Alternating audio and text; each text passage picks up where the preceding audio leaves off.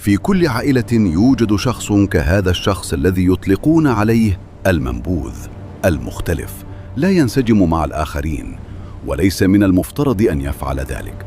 ولد وهو يحمل هبة، ومنذ البداية شعر بها، الجوع الدافع ليصبح شيئا أعظم مما قيل لهم أنهم يستطيعون أن يكونوا.